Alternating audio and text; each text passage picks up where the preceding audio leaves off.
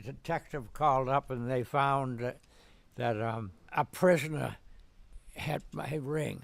So back on April the 11th, 2013, during a search warrant of a residence here in Salem at 12 Palmer Street, one of our detectives located a Suffolk University class ring in the bedroom of the target. I have a feeling when I lost my parents, I left some stuff in the house, and someone broke in and stole a couple of things.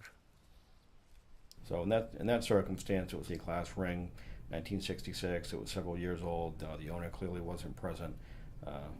Felt it made sense to just try to do a little research and find out who did own it. I contacted the Suffolk University Police Department. I came down to Stuart F. Richards. I went through the registry, plugging in that name, and there was several Stuart Richards, but not Stuart F. Richards, and there was one Stuart F. Richards out of Lynn, Mass. So then I contacted Detective Tim Ferrari in Lynn, said what I had. Tim was wonderful. He went and did some research for me, spoke to them, and discovered that this was going to be the true owner of the ring.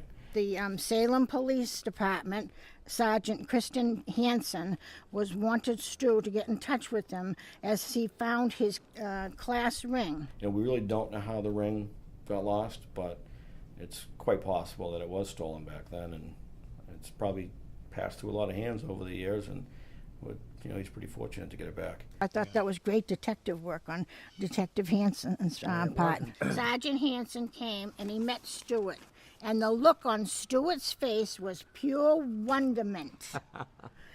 I met Stuart in the late 60s and early 70s when he lived at the Curtis Care Center. Right. And when they sold the place, Stuart went with my husband and our family. We moved to Saugus, and he went with us. Right. And Stu's been with us since 1968.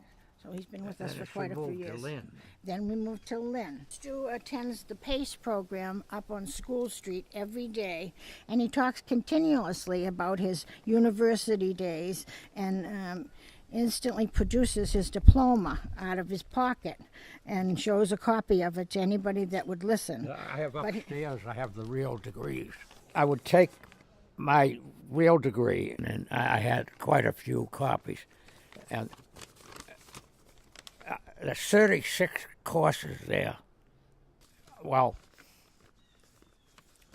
I have like 3 girls that I like at PACE, and I show them to her.